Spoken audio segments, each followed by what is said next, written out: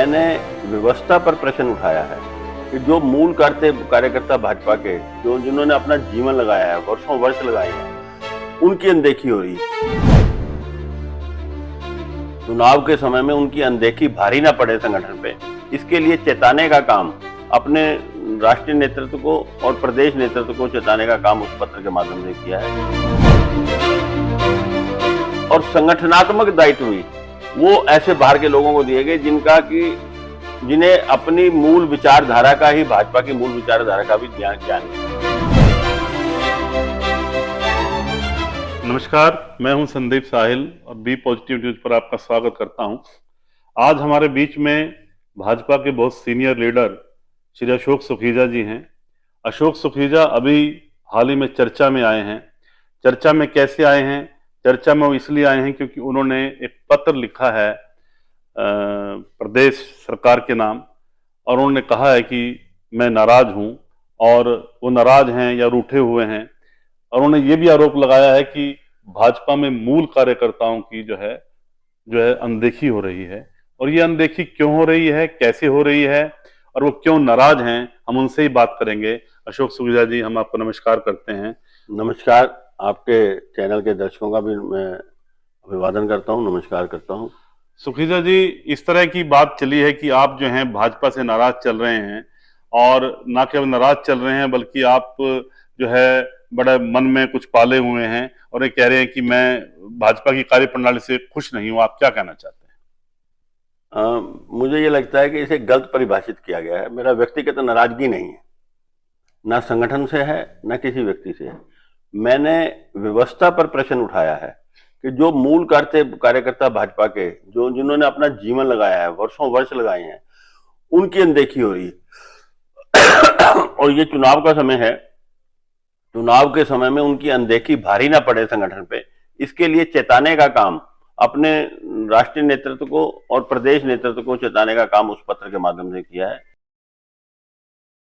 मैं ये भी पूछने जा रहा था आपसे, मूल कार्यकर्ता जो आप बता रहे हैं कि मूल कार्यकर्ता, ये मूल कार्यकर्ता और कार्यकर्ता में आप क्या इसको डिफाइन करेंगे?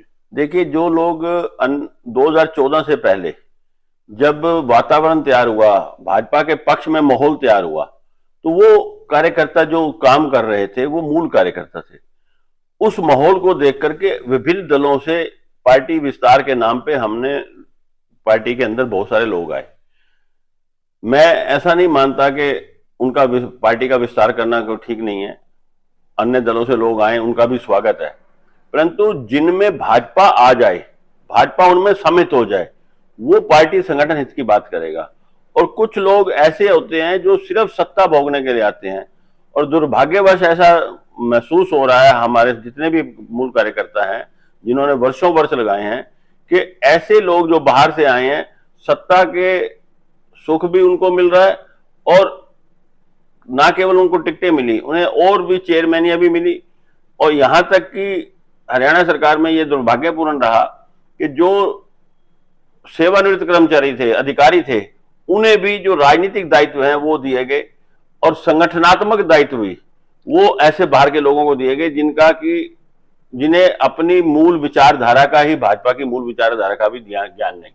भाजपा, पुरानी भाजपा, जिस समय की आप 57 साल से भाजपा में हैं, उस भाजपा में और इस भाजपा में क्या अंतर है? बड़ा नटशल में प्लीज बताएं। देखिए, डॉक्टर मंगल सेन जी का नेतृत्व हमने देखा है जी, और रामविलास शर्मा जी का नेतृत्व देखा है 1991 में जी।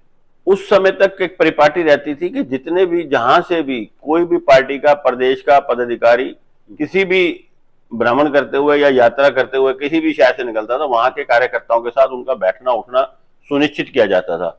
उससे क्या है कि वो ग्राउंड रिपोर्ट जाती, कार्यकर्ता को यह लगता था कि मेरी राय भी पार्टी में ली जाती है। अब क्या है कि केवल कार्यकर्ता जिन्होंने जीवन लगाया, उनको अपने नेता को नमस्ते करने के लिए भी सिक्योरिटी गार्ड के धक्के खाने पड़ते हैं। ये अंतर आया है। आप प्रधानमंत्री नरेंद्र मोदी के बड़े प्रशंसक रहे हैं, और चाहे वो व्हाट्सएप के माध्यम से हो, चाहे अखबारों के माध्यम से, हमने देखा है कि आपने उनकी नीतियों में हमेशा विश्वास जताया है। आप क्या कहना चाहते हैं कि ये जो आपकी बार का नारा दिया गया इस बार, आपकी बार भाजपा 400 पार, इसमें आप क्या कहना चाहते हैं? बिल्कुल, जो केवल मैं ही नहीं, पूरा देश उनकी नीतियों पर विश्वास कर रहा है। आज जो मोदी जी अपनी गारंटी दे रहे हैं, वो उसके कारण यही है कि जो 10 साल का जो शासन मोदी जी का रहा, उसमें लोगों का विश्वास जगा है। उस विश्वास के कारण ही उन्होंने गारंटी की संज्ञा दी है। और लोग विश्वास इसलिए कर रहे हैं कि जो 10 साल पहले उन्होंने कहा था, वो इन 10 साल के शासनकाल में उन्होंने करके दिखाया है। उसी अत्यधिक विश्वास के कारण, अति आत्मविश्वास के कारण जो 400 पार का नारा दिया है, मुझे ये लगता है कि वो उसका एक परिणाम है। अब जो है अशोक सुखीजा इस समय नाराज हैं, रूठे हुए हैं, मान जाएंगे, या मतलब क्या है अशोक सुखीजा, उनकी अब स्ट्रेटजी क्या है, भविष्य में वो क्या कहना चाहते हैं, क्या करना चाहते हैं? अशोक सुखीजा पार्टी का जनसंघ के समय से 1967 में कार्यकर्ता बना था, कार्यकर्ता है और कार्यकर्ता बना रहना चाहता है, परंतु कार्यकर्ता अपमानित नहीं होना चाहता। भाजपा के अशोक सुखीजा आपके सामने हैं और जो वो कह रहे हैं कि कार्यकर्ता अपमानित नहीं होना चाहता, इसका मतलब ये है कि अशोक सुखीजा खुद को अपमानित महसूस कर रहे हैं, उनके साथ साथ जो भाजपा के कार्यकर्ता हैं, जो मूल रूप से कार्यकर्ता हैं, वो खुद को अपमानित महसूस कर रहे हैं। निश्चित तौर पे जब 10 वर्ष के शासनकाल में जब कार्यकर्ता अपना सर्वोच्च लगाता है जी, तो वो अपेक्षा भी करता है, उसका अधिकार भी बनता है। और यदि उसे ये चोट पहुंचती है, उसके अहम को चोट पहुंचती है, कहीं ना कहीं निराशा हताशा आती है, और निराशा हताशा में वो निराश होकर के जब घर बैठ जाता है तो पार्टी को, संगठन को उसका नुकसान झेलना पड़ सकता है। अभी हम बात कर रहे हैं अशोक सुखीजा जी से, वो कह रहे हैं कि अगर कोई मूल रूप से मूल कार्यकर्ता निराश होकर बैठ जाता है तो उसका पार्टी को नुकसान भी झेलना पड़ता है।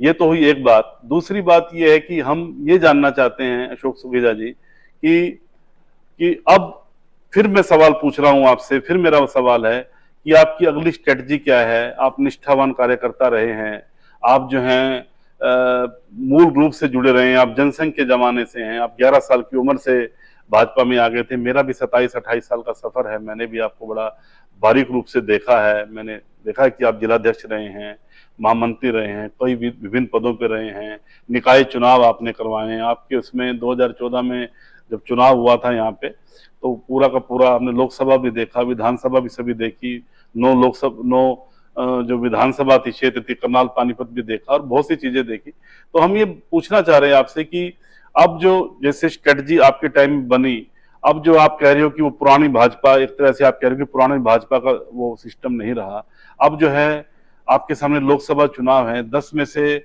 6 सीटें इसमें जो है कांग्रेस के लोगों को दी गई हैं। क्या आपको लगता है कि इसमें जो है भाजपा के पास कार्यकर्ताओं का अभाव था? मैंने अपने पत्र के माध्यम से यही व्यथा व्यक्त की है कि बैलेंस बनाइए। मूल कार्यकर्ताओं को आप नेतृत्व नहीं देंगे, पार्टी के, यहां तक कि जो पार्टी के संगठनात्मक दायित्व हैं वो भी बाहर से आए लोगों को, अन्य अन्य दलों से आए हुए लोगों को, जिन्हें पार्टी की मूल विचारधारा का ही ज्ञान नहीं है, वो केवल और केवल अपनी स्वार्थ सिद्धि के लिए आते हैं। इस पर पार्टी संगठन को, पार्टी हाईकमान को और प्रदेश नेतृत्व को ध्यान देना चाहिए। वो तो बात सही है सुखीजा जी, लेकिन कहीं ना कहीं पार्टी के उच्च पदाधिकारी भी तो उन लोगों को लेके आते हैं जो चेहरे जिताऊ हैं या चेहरे जो जीत सकते हैं। आजकल तो जैसे मार्केटिंग स्ट्रेटजी होती है वैसे ही राजनीतिक स्ट्रेटजी बनने लगी है। इस बात से आप कितनी? मैं इसमें आपसे असमर्थ हूं जी।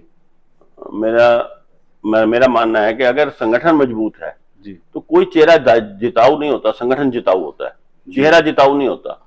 आप जब तक संगठन किसी के नेतृत्व को आगे नहीं बढ़ाएगा तो आप कैसे कह सकते हैं कि उसे तो आप, जो आपका कार्यकर्ता उसे तो आप बढ़ाना चाहते, जिताऊ का नाम देकर के आप दूसरे लोगों को ये अवसर प्रदान कर रहे हैं और अपने लोगों को अपमानित कर रहे हैं।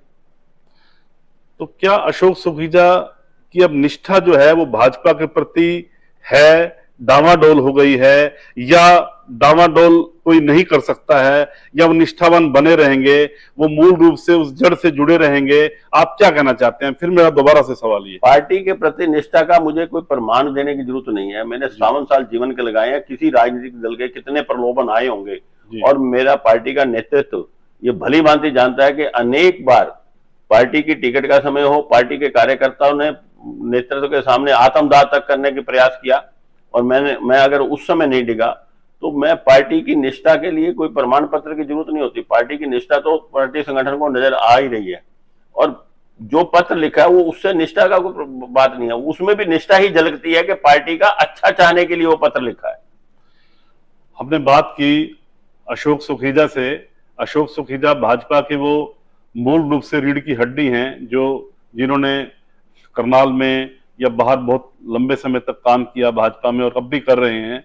लेकिन कोई बेटा, कोई बच्चा अगर अपने माँ बाप से नाराज होता है तो वो मनोहार भी करता है, वो अपनी अपनी जो है अपनी बात भी कहने का उसका अपना ढंग होता है, वो रूठता भी है। तो इस तरह से उन्होंने जो है अपनी एक पत्र भी लिखा और वो पत्र फेसबुक पर, सोशल मीडिया में बहुत वायरल हुआ और उन्होंने अपनी बात की। आज जब भाजपा के सामने, आज जब भाजपा कैंडिडेट के सामने कांग्रेस की लिस्ट भी आ चुकी है और कांग्रेस के कैंडिडेट भी आ चुके हैं, उस दौर में भाजपा के मूल कार्यकर्ताओं का ऐसे रूठे रहना कहीं ना कहीं दिक्कत पैदा करने वाली बात है। और दूसरी बात, एक विशेष बात यह भी है कि इस समय पे जब लोकसभा चुनाव चल रहे हैं, इस समय तो दुश्मनों को भी गले लगा लिया जाता है, इस समय तो उनको भी मना लिया जाता है जो अपने नहीं होते, और ये तो अपने हैं। मैं लंबी बात ना कहता हुआ आपका बहुत शुक्रिया अदा करता हूं अशोक सुखीजा जी, कि आपने हमें वक्त दिया, और आपको प्रणाम और आपके अग्रिम भविष्य के लिए मैं बहुत बहुत धन्यवाद जी। सभी दर्शकों का भी धन्यवाद, आभार।